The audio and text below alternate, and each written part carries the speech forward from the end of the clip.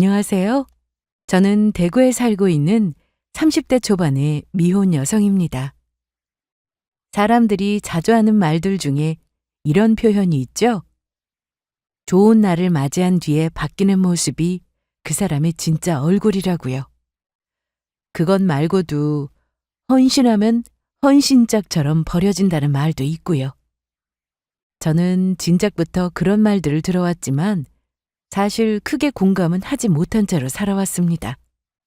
저는 사람의 진심은 언제나 통한다고 믿고 있었거든요. 거기다 제가 헌신할 대상은 결국 그런 사람이 아닐 거라는 근거 없는 자신감도 있었고요.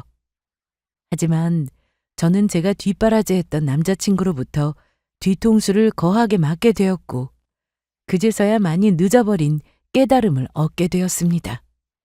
아, 이래서 사람들이 그런 말들을 했던 거구나 싶더라고요. 솔직히 아직도 왜 이런 일이 생기게 된 건지 잘 이해가 가지는 않지만 사람의 마음이란 게 얼마나 상황에 따라 흔들리거나 변하기가 쉬운지를 알게 되었죠. 제 사연을 듣는 분들 중 혹시나 비슷한 상황을 겪고 계신다면 참고가 될까 하는 마음에 이 이야기를 보내봅니다. 제가 남자친구를 만난 건 지금으로부터 몇 년 전인 28살 때의 일이었어요. 원래 저는 대학을 졸업한 후에 첫 직장을 다른 지역에서 얻게 되어 고향을 떠나 자취를 시작했었습니다. 하지만 타지에서 생활하는 일은 만만치가 않더라고요. 거기다 타지 생활도 그랬지만 첫 직장으로 입사했던 곳이 역시도 그리 평판이 좋은 곳은 아니었습니다. 입사할 당시에는 몰랐었는데 알고 보니 신입사원 퇴사율이 엄청나게 높은 곳이더라고요. 주먹구구식으로 돌아가던 회사 시스템도 그랬고 일손이 부족해서 일주일에 3-4번씩 이어지는 야근도 저를 힘들게 하는 원인 중 하나였습니다. 그래도 저 나름대로는 이 시기를 잘 버텨내보겠다며 1년 반을 더 참았지만 돌아오는 것은 스트레스성 위염과 장염뿐이더라고요. 결국 적응에 실패한 저는 다시 고향으로 돌아와서 공무원 시험 준비를 시작했습니다. 지난 1년 반간의 호된 경험을 통해 다시는 사기업으로 돌아가지 않겠다는 굳은 결심을 하고서요. 다행히도 2년간 시험 준비를 한 끝에 저는 고향인 대구에서 공무원 시험에 합격할 수가 있었습니다. 공무원 생활도 물론 제가 생각했던 것만큼 아름다운 꽃길인 것은 아니었어요. 민원 때문에 퇴사하는 동료들도 꽤나 많았고요. 하지만 사람마다 자기 천직이 따로 있다는 말이 정말 맞더라고요. 저는 민원인들을 상대하고 그분들의 불편이나 고민거리들을 해결해 드리는 일이 오히려 제 적성에 잘 맞았습니다. 적성에 맞는 것 같다고? 그건 아직 민정이 네가 진짜를 못 만나봐서 그래. 어우, 나는 하루에 한 번씩 만난다. 대박 진상 민원인. 얘들아, 나는 진상이 바로 옆자리에 있어. 그게 얼마나 슬픈 일인 줄 알아? 나도 안 잘리겠지만 걔도 안 잘릴 테니까. 결론적으로 그 꼴을 영원히 봐야 하지. 제가 이런 말을 할 때면 저희 회사 동기들은 경악한 얼굴로 몸서리를 치고는 했습니다. 물론 동기들이 저런 말을 하는 이유도 잘 알고 있었어요.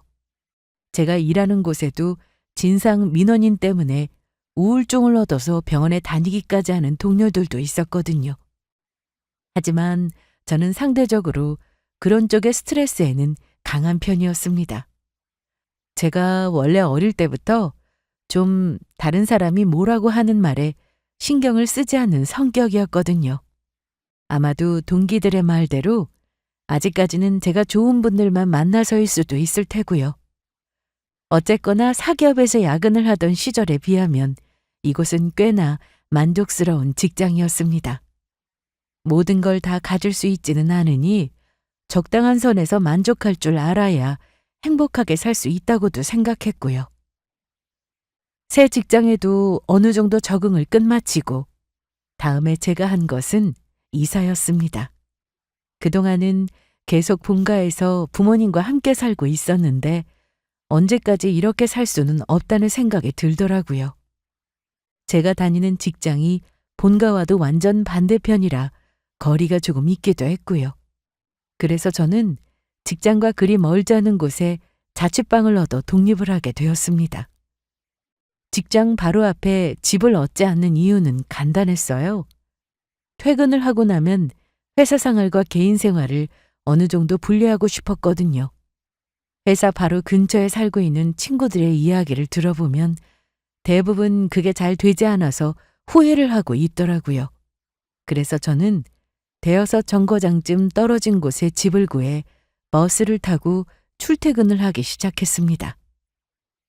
익숙한 고향에서 일을 해서 그런지 아니면 회사가 바뀌어서 그런지는 몰라도 제 인생 두 번째 자취 생활은 꽤나 재미있었습니다. 퇴근하는 길에는 오늘은 무슨 요리를 해먹고 뭘 하며 시간을 보낼까 하는 계획들로 신이 났고요. 돌아가는 버스 안에서 이어폰을 꽂고 좋아하는 노래를 들으며 창밖 경치를 구경하는 것도 좋았습니다. 그 당시 저에게는 이렇게 온통 행복하고 감사한 일들 뿐이었어요. 그리고 남자친구와 만나게 된 것도 그때 일이었죠. 기사님, 감사합니다. 저희는 종종 같은 시간대에 버스를 타고는 했어요. 남자친구는 제가 타는 버스 정류장의 바로 다음 정거장에서 버스를 타는 사람이었죠. 하지만 아침잠이 많은지 늘 출발하려는 버스를 멀리서부터 뛰어와서 간신히 잡아타고는 했고요. 그렇게 타고 나면 거칠게 숨을 몰아쉬면서도 기다려준 기사님에게 밝고 씩씩하게 인사를 하고는 했습니다. 그래서 제 기억에 남아있는 사람이었죠. 사심을 조금 더 해보자면 키도 크고 얼굴이 훈훈하게 잘생겨서 기억에 남았던 것도 있었고요. 어쨌든 그때까지는 매일 버스에서 마주치더라도 그저 아, 저 잘생긴 남자 오늘도 같은 버스를 탔구만 정도의 소감이 전부였습니다. 잘생겼다고 제가 번호를 딸 것도 아니었고요. 어느 날은 그분이 제 앞자리에 앉았는데 버스에서 급하게 내리면서 뭔가를 떨어뜨리더라고요. 어머? 저기요. 이거 떨어뜨리셨는데요. 그 남자분이 떨어뜨린 건 한쪽 무선 이어폰이었습니다. 버스가 정차하면서 제 발치까지 굴러왔더라고요. 저는 서둘러 그걸 줍고는 그 남자분을 불렀지만 이미 버스에서 내리고 버스는 출발한 직후였습니다. 이걸 어떻게 해야 하나 순간 너무 당황스러웠어요. 창밖을 황급히 내다보니 저 멀리 멀어지고 있는 그분도 이제야 상황을 알게 되었는지 멍한 눈으로 버스 안쪽의 저를 바라보고 있더라고요. 눈이 마주치자 그분이 소리치는 게 들렸습니다. 내일이요! 내일이요! 시끄러워서 잘 들리지는 않았지만 아마도 내일이라는 말을 반복했던 것 같습니다. 저는 그 짧은 정보를 가지고 재빠르게 머리를 굴렸죠. 내일 또 같은 시간대에 같은 버스를 탈 가능성이 높으니 그때 달라는 말인 것 같았어요. 지금이라도 이어폰을 기사님께 드려야 하나 어쩌나 잠시 고민하다가 저는 결국 그 이어폰을 가지고 내렸습니다. 그리고 다행히도 다음날 같은 시간대에 저희는 또 만나게 되었고요. 여기 그쪽 이어폰이요? 어우, 감사합니다. 어제 정신없이 흘리고 내렸더라고요. 버스에 타자마자 눈이 마주쳤고 그분은 웃으면서 비어있던 제 옆자리로 다가왔습니다. 저는 얼른 주머니 속에서 챙겨왔던 이어폰을 꺼내서 건네드렸어요. 저도 혹시 오늘 못 만나면 어떡하나 걱정했어요. 매일 같은 시간대에 버스 타시잖아요. 저는 못 만날 거라는 걱정은 안 했는데.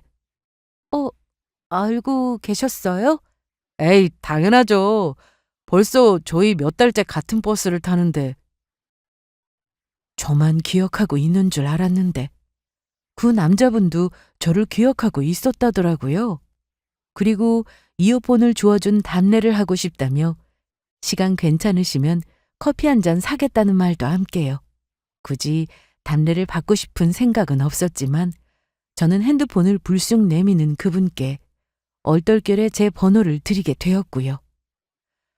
그 다음 날 퇴근 후에 만나서 저희는 커피를 마시게 되었습니다. 이야기를 해보니까 성격도 너무 잘 맞는 것 같았고 시간이 어떻게 지나는지도 모를 정도로 재미있더라고요.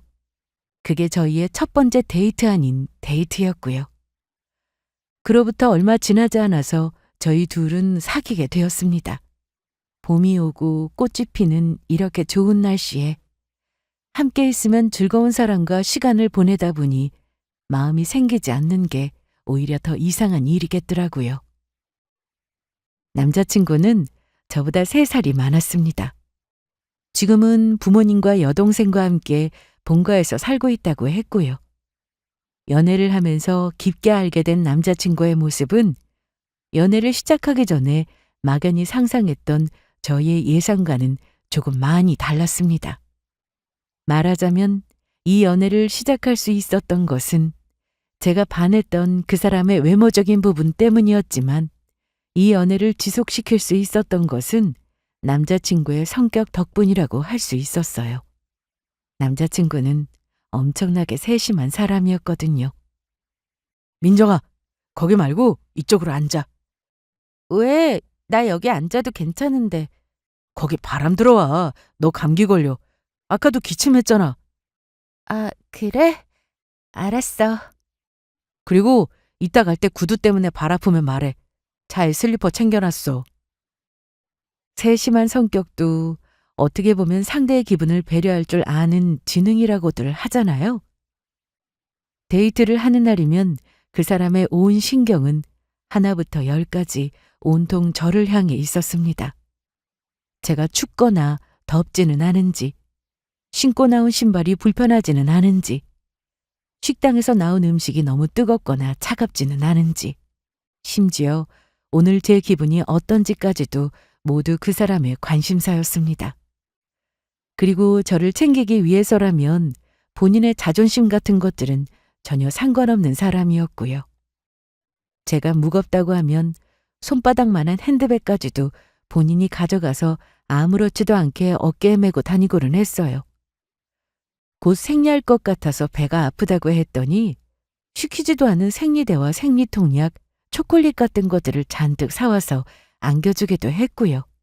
그냥 저만 행복하고 기분 좋으면 그걸로 됐다고 하더라고요. 이 사람을 만나기 전에 저도 몇 번의 연애를 해봤고 주변에 그냥 친구인 남자애들도 많은 편이었지만 정말 제 남자친구 같은 사람은 처음이었습니다.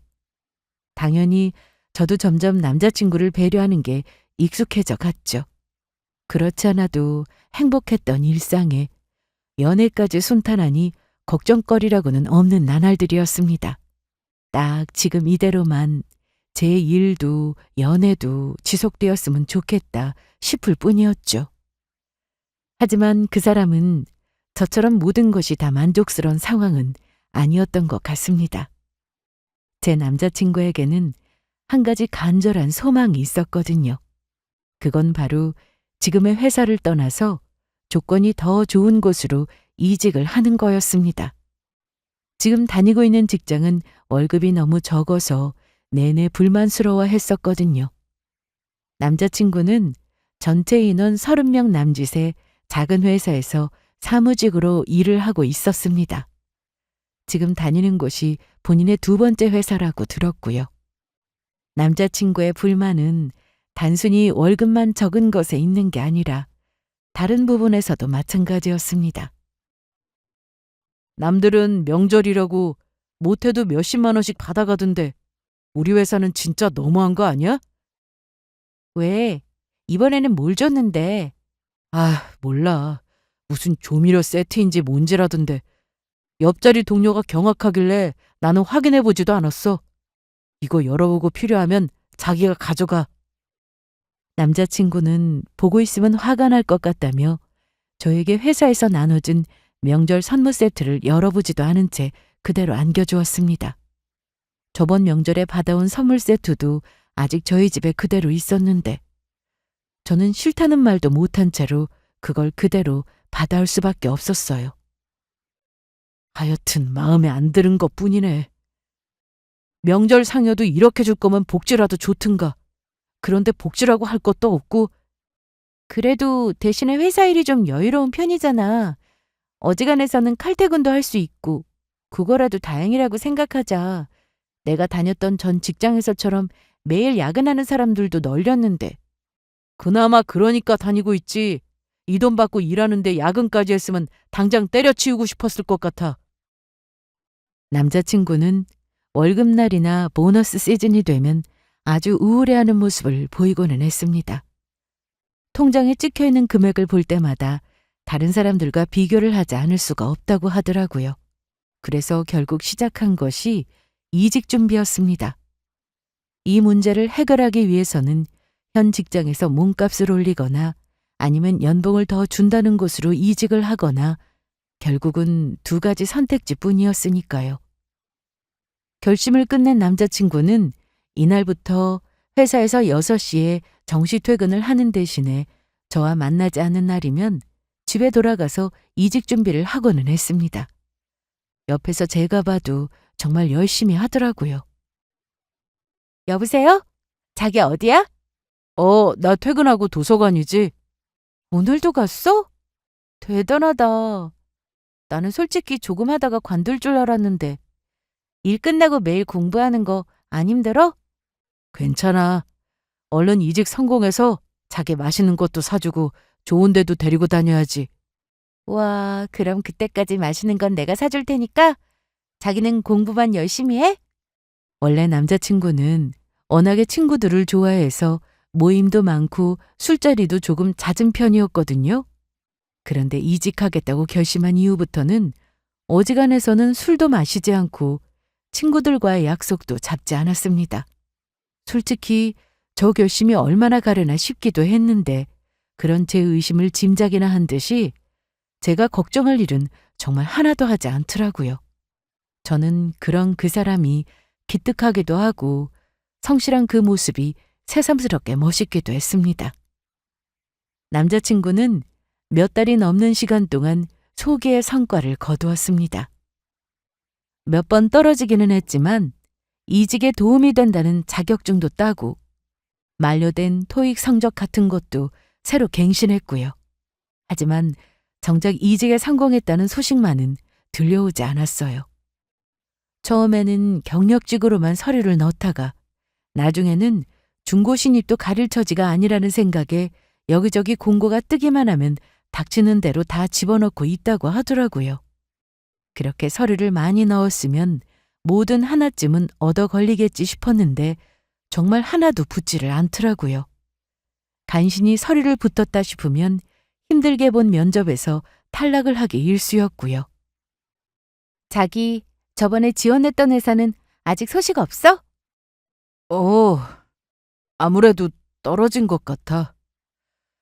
이번에는 면접장에서 분위기가 좋았던 것 같아서 솔직히 조금 기대했었는데. 왜 이런 인재를 못 알아보지? 참나. 그 회사 손해지 뭐. 내가 부족해서 그렇겠지. 괜찮아. 다시 다른 데 또 지원하면 돼. 에이, 기운 내자. 한 주 동안 고생했는데 오늘은 내가 맛있는 거 사줄게. 아무래도 원인은 남자친구의 낮은 학벌 때문인 것 같았습니다. 솔직히 딱히 괜찮다 싶은 학교를 나오지를 못했거든요. 하지만 이제 와서 학벌을 바꿀 수도 없는 노릇이었으니 어떻게 할 방법이 없더라고요. 결국 애당초에 목표했던 회사 수준과 희망 연봉 수준을 많이 낮추었지만 그럼에도 좋은 소식은 들려오지 않았습니다. 요즘 워낙에 취업 시장이 얼어붙어서 다들 힘들다고는 들었지만 정말 이 정도일 줄은 저도 몰랐고요. 문제는 이런 일이 반복될 때마다 남자친구의 자신감이 떨어져가고 있었다는 사실이었는데요. 계속 이직에 실패하는 스스로의 모습에 많이 의기소침해하고 있었습니다. 옆에서 지켜보는 저도 너무 안타깝고 안쓰러웠어요. 다만 제가 할 수 있는 일이라고는 곁에서 열심히 위로해주고 맛있는 것도 사 먹이면서 응원해주는 일밖에 없더라고요. 힘들어하는데 해줄 수 있는 게 없어서 미안해. 아니야, 무슨 소리야. 내가 자기한테 미안하지. 데이트 같은 데이트도 못 해보고 계속 나한테만 맞춰주고 있는데. 어느덧 벌써 저희가 연애를 시작한 지도 3년이 다 되어가고 있었어요. 그 연애 기간 중에 첫 1년 반을 제외하고는 나머지 절반은 이직 준비에만 매달린 셈이었죠. 20대 후반에 처음 만났던 저도 이제 30대가 되어가고 있었어요. 그 사이에 저는 직장에서 진급도 했고요. 남자친구도 아예 회사를 관두고 이직 준비를 했다면 조금 더 결과가 나았으려나 싶기도 했지만 남자 나이 30 중반에 그것도 쉽지만은 않은 일이었죠. 또 한 해가 바뀌어 공채 시즌이 돌아왔습니다. 슬프게도 이번에도 역시 남자친구는 지원한 회사에 모두 떨어졌습니다. 간신히 한 곳에서 면접까지 볼 기회가 있었지만 들려오는 소식은 불합격이었고요. 또 위로를 해줄 준비를 해야 하나 싶었는데 아예 제 연락도 받지를 않더라고요. 말하자면 소위 말하는 동굴에 들어가 버린 것이었어요. 솔직히 저도 내심 지치는 건 마찬가지였습니다. 매번 똑같은 패턴이었으니까요. 이번에 동굴에서 나오면 남자친구를 설득해서 아예 진로를 바꾸어 보던가 아니면 그냥 지금 다니는 회사에서 경력을 조금 더 쌓으라는 조언을 해보려는 참이었죠. 그런데 사흘 만에 모습을 드러낸 남자친구는 제 자취방 앞에서 꽃다발을 들고 있었습니다. 말도 없이 언제 왔어? 그리고 이게 뭐야 갑자기? 이번에 이직 성공해서 멋지게 고백하고 싶었는데 아무래도 그건 안 될 것 같고. 뭐라고? 민정아, 나랑 결혼해 줄래? 남자친구는 한쪽 무릎을 꿇고 꽃다발과 함께 작은 반지를 내밀었습니다. 프로포즈였어요. 정말 예상하지도 못했던 타이밍이었습니다. 놀란 나머지 제가 아무 말 없이 눈만 깜빡이고 있자 남자친구는 그걸 거절의 의미로 받아들인 모양이었습니다. 금세 꽃다발을 내려놓으며 축 처진 어깨로 미안하다고 하더라고요. 아차 싶었던 저는 얼른 남자친구를 이렇게 세우고 두 팔로 꼭 껴안아주고는 고개를 끄덕였어요. 솔직히 말해서 오랫동안 기다렸던 말이었습니다. 지금 이 타이밍에 이렇게 듣게 될 줄은 몰랐던 것뿐이었죠. 비록 돈은 좀 많이 못 벌었지만 그것만 제외하면 괜찮은 사람이었습니다. 여전히 저에게 잘해주고 이렇게 헌신적이었고 착하고 또 무엇보다 성실하니 무슨 일을 하며 살더라도 나중에 밥 굶을 걱정은 안 해도 되겠다 싶었어요. 그거면 충분했죠. 저도 돈 욕심이 많은 사람도 아니었고 서로 없으면 없는 대로 아끼며 잘 살면 된다 싶었고요. 저희는 그날부터 결혼 준비를 시작했습니다. 그 주 주말에 바로 양가에 인사를 드리고 결혼 허락부터 받았어요. 하지만 눈앞에 펼쳐진 것은 이상과는 전혀 다른 현실이었습니다. 와, 무슨 결혼식에 돈이 이렇게 많이 드냐? 그러게, 한 해 한 해가 다르다더니 작년에 비해서도 너무 비싸졌잖아. 1시간도 안 되는 결혼식에 이 돈을 다 날린다고 생각하니까 좀 그렇긴 하다. 저희는 바로 작년에 결혼한 친한 친구가 알려준 결혼식 비용을 토대로 예산을 짰었거든요. 그런데 막상 결혼 준비를 시작하고 나니 그 사이에 또 엄청나게 예식 비용이 올랐더라고요. 게다가 오른 건 그것뿐만이 아니었습니다. 집값도 미친 듯이 오르고 신혼여행 항공권도 가전이나 가구 비용도 전부 다 올랐더라고요. 이럴 줄 알았으면 재작년에 만나자마자 결혼할 걸 그랬네. 그러게, 사귀자마자 프로포즈 할 걸. 저희는 그런 농담을 하면서 받은 견적서를 보고 또 보고 했습니다.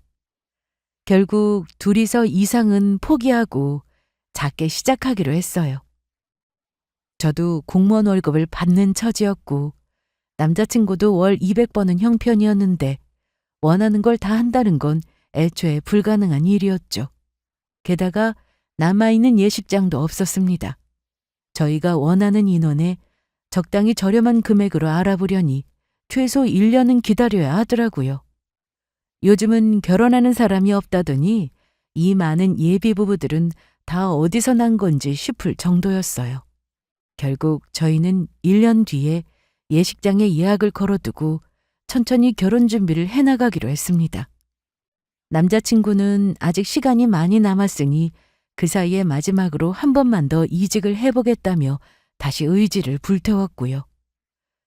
이번에는 저도 그 대열에 합류했어요. 쉬는 날이면 희망하는 직종에 같이 공고도 찾아봐주고 넣어볼 만한 회사들을 찾아서 엑셀로 리스트도 정리해서 넘겨줬고요. 저희의 주말 데이트는 대부분 카페에 가서 노트북을 켜고 앉아 제가 남자친구의 자소서를 고쳐주는 일이었죠. 그렇게 시간은 또 흘러갔고 정신을 차려보니 어느새 결혼을 4달쯤 앞둔 시점이었습니다. 처음으로 정말 아주 오랫동안 고대하던 소식이 들려온 것도 바로 그 순간이었어요. 자기야, 나 합격했어. 자기가 넣어보라고 말했던 그 회사에서 오늘 연락 왔어. 뭐? 진짜야? 진짜 합격이래? 저번에 면접 볼 때 내가 어쩐지 느낌이 좋다고 했었잖아. 와, 진짜 너무너무 잘됐다. 축하해, 자기야. 고마워. 다 우리 민정이 덕분이지. 핸드폰 너머의 남자친구는 목소리부터가 이미 달라져 있었습니다. 행복에 겨워서 거의 울먹이기 직전인 음성이었거든요. 남자친구가 가장 마지막에 지원했던 회사는 헤드헌터를 통해서 연락이 온 회사였어요. 그때 남자친구는 오히려 제시 연봉이 너무 높은 것 같다며 지원을 망설였었는데 믿져야 본전 아니냐며 제가 지원해보라고 적극적으로 권유했었고요.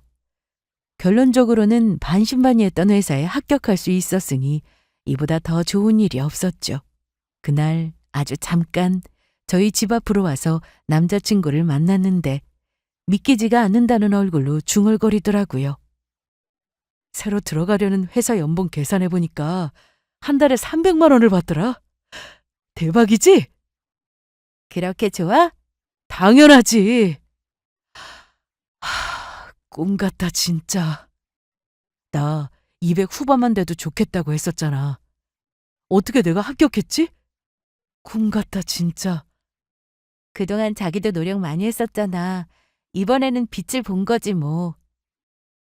행복해하는 그 사람을 보니 저도 덩달아 행복해지더라고요.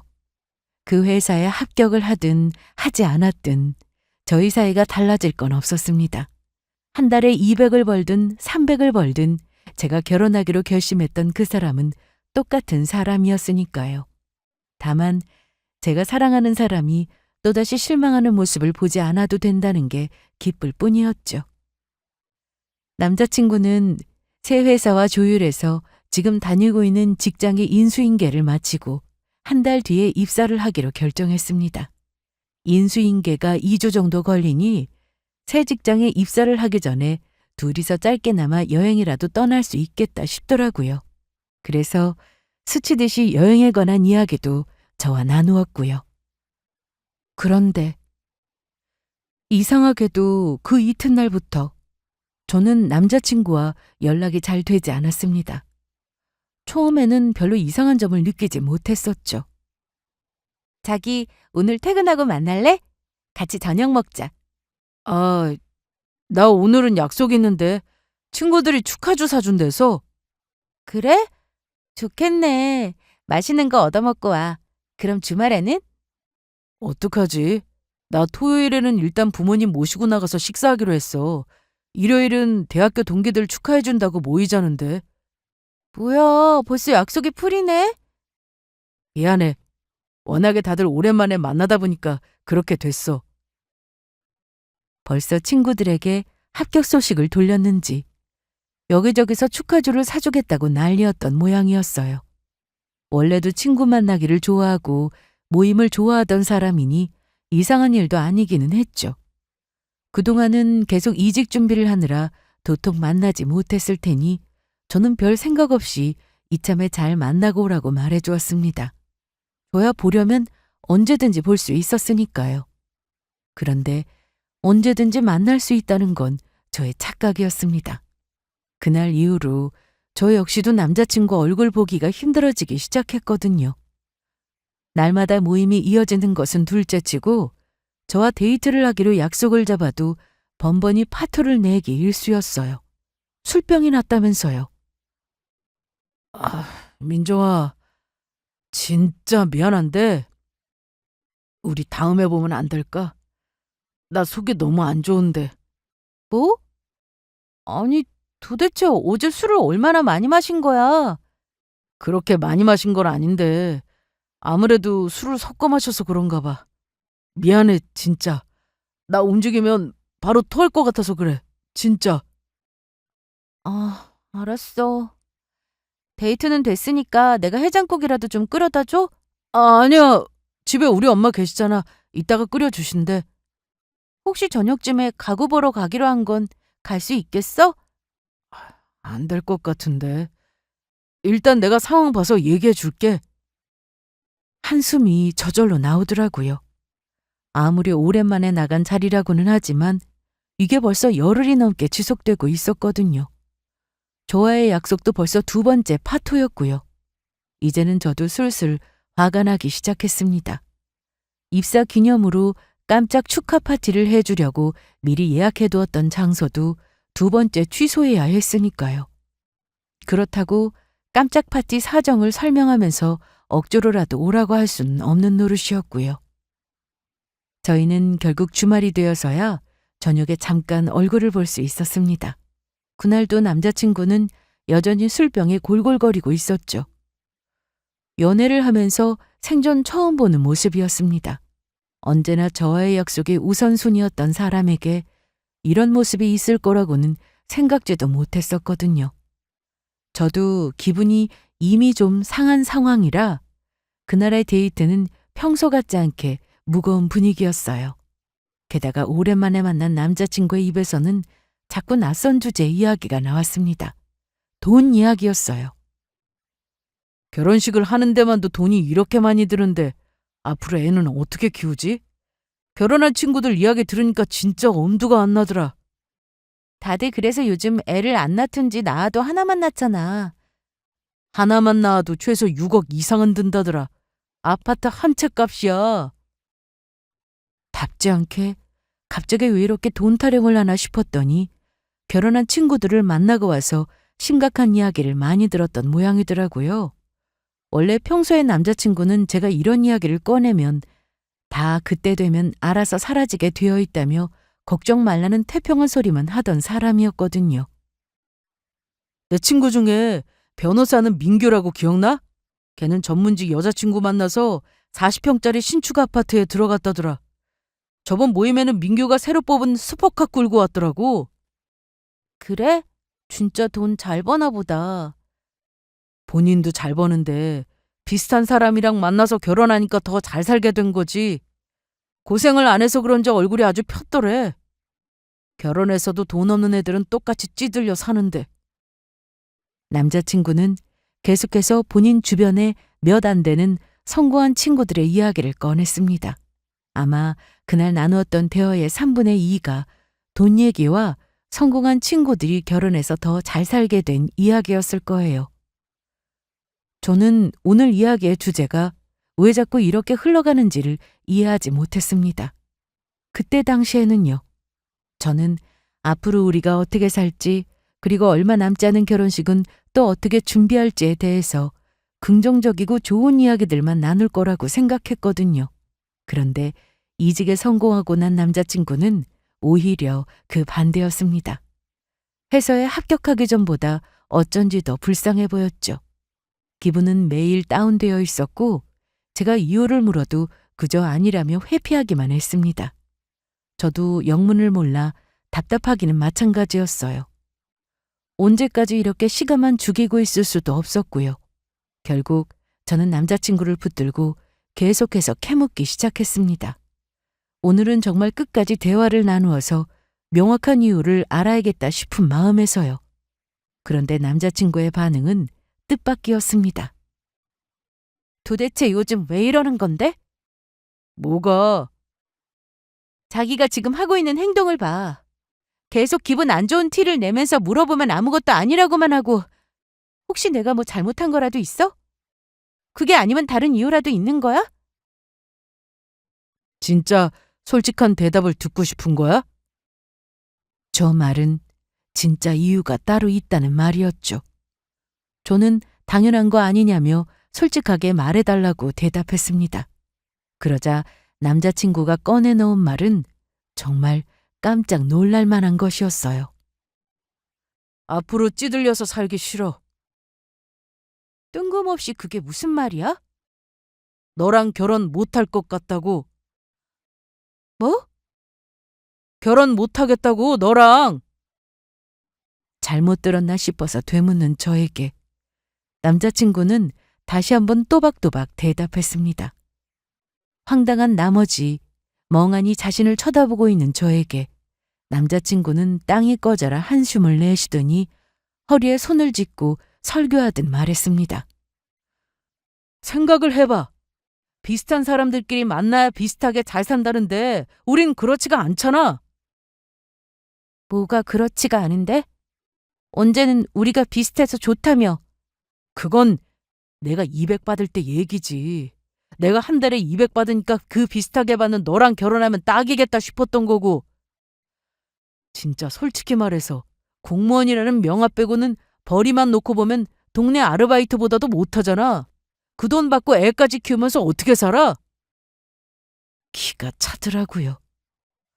저는 제가 지금 두 귀로 듣고 있는 이야기가 이 상황이 무슨 몰래카메라 같은 건가 싶을 정도였습니다. 그 정도로 이 상황이 제대로 입력이 되지를 않고 있었어요. 누구라도 결혼을 앞둔 예비 신랑에게서 이런 이야기를 들었다면 저와 비슷한 반응이지 않았을까요? 저는 기가 막혀서 떨리는 목소리로 입을 열었습니다. 그래서 이제 너는 한 달에 300 받을 테니까 나랑은 안 되겠다 이거야? 그렇지. 너랑은 이제 수준 차이 나서 결혼하겠냐? 지금 겨우 그 돈 때문에 이러는 거라고? 겨우 그 돈 때문이란 얘기는 너도 300을 벌 때나 할 수 있는 이야기고 지금 네가 할 이야기는 아니지. 하늘이 하얗게 바뀐다는 말이 이럴 때 쓰는 말일까요? 저는 충격과 분노로 눈앞이 하얗게 흐려지는 느낌이었습니다. 머리가 깨질 것처럼 아프고 속이 뒤집힐 것처럼 울렁거리더라고요. 감당할 수 없는 충격을 받으면 몸이 제일 먼저 반응한다던데 이게 제 3년간의 연애의 끝이라는 생각을 하니 손이 다 떨릴 지경이었어요. 저 눈을 보니 더 이상은 아무런 말도 의미가 없겠다 싶더라고요. 저는 더 따지고 싶은 생각도 들지 않았습니다. 대신 차분하게 한마디만을 물었습니다. 정말 후회 안 하겠어? 후회 안 해. 미안한데 헤어지자. 너도 나이 더 들기 전에 다른 남자 찾아보는 게 낫지 않겠어? 그래, 좋아. 대신 결혼식 위약금은 전부 네가 내. 그게 저희의 마지막이었습니다. 알겠다는 제 말에 그 인간은 얼른 고개를 끄덕이더라고요. 마치 제 마음이 바뀌어서 본인 발목이라도 잡을까 걱정했던 사람처럼요. 정말 믿기지 않겠지만 이게 현실이더라고요. 이틀 뒤 저는 모든 생각을 정리했고 가족들에게 바로 파혼 소식을 알렸습니다. 당연히 저희 집은 쑥대밭이 된 것처럼 발칵 뒤집혔습니다. 당장 그 자식 데려오라며 노발대발하시는 아버지를 뜯어말리느라 난리도 아니었죠. 그 와중에도 결혼식 비역 환불 절차는 착실히도 진행했는지 위약금 입금이 확인되었다는 메시지가 끊임없이 날아오더라고요. 참 빠르기도 하다 싶었습니다. 아마 저 인간의 후회도 이만큼 빠르지 않을까 하는 생각을 해보면서 저는 혼자 여행을 떠났습니다. 신혼여행 대신 떠나는 이별 여행이었죠. 속세와의 소식을 아예 끊고 싶어서 핸드폰 로밍도 하지 않고 떠났어요. 현지에서 울고 웃고 즐기고 맛있는 걸 먹고 새로운 친구도 사귀었고 못 보던 세상도 경험하며 실컷 돌아다녔습니다. 두 다리가 움직이지 않을 정도로요. 그렇게 일주일간의 천국을 맛본 후에 저는 한국으로 돌아왔어요. 돌아오는 비행기 안에서 떠날 때와 다르게 마음이 차분해진 것을 느낄 수 있었습니다.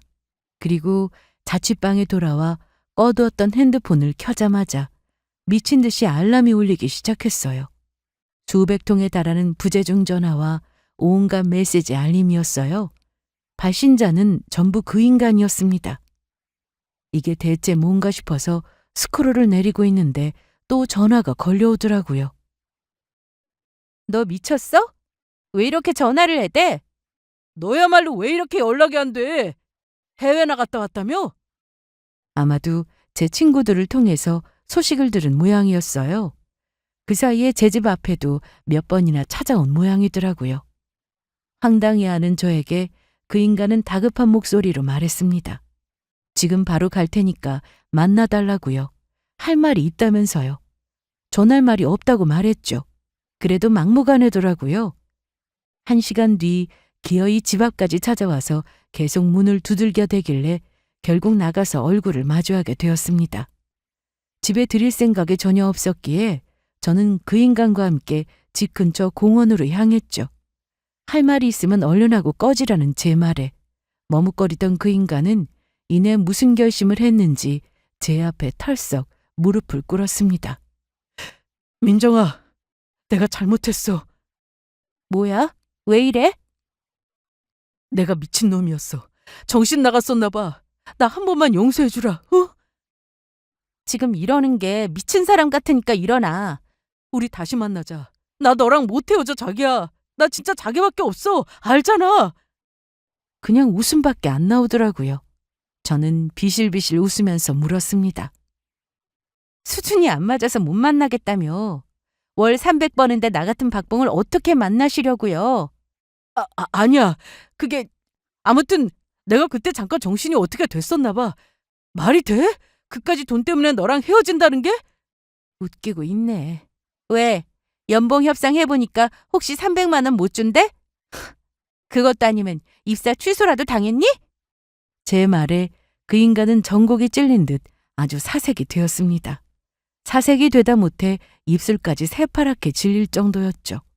저는 저 인간이 제 앞에 나타나서 이러는 이유를 알고 있었거든요. 지가 잘나서 이직이 된 줄로만 믿고 있었던 남자친구 놈은 제가 여행을 떠난 후 얼마 되지 않아 입사 취소 통보를 받았을 겁니다. 그건 당연한 일이었어요. 저 인간이 합격했던 회사는 바로 제가 저희 아버지 연줄로 꽂아준 회사였거든요. 사정은 이랬습니다. 헤드헌터를 통해서 연락이 들어온 회사는 아버지와 친한 친구분이 사장으로 계시는 회사였어요. 애초에 그 연락조차 제가 부탁드린 거였죠. 우연히 제 남자친구의 이력서를 찾아본 것처럼 해달라고요. 아버지 친구분은 아버지의 60년 지기로 저를 어릴 때부터 무척이나 아끼던 분이셨습니다. 그전부터 잘해주겠다고 하시며 본인 회사에 들어오라고 하셨었지만 저는 공무원 생활에 만족하고 있어서 번번이 거절을 했었죠. 어느 날 우연히 저희 집에서 같이 식사를 하시다가 제가 결혼한다는 말에 남자친구의 직업과 연봉을 물어보시더라고요.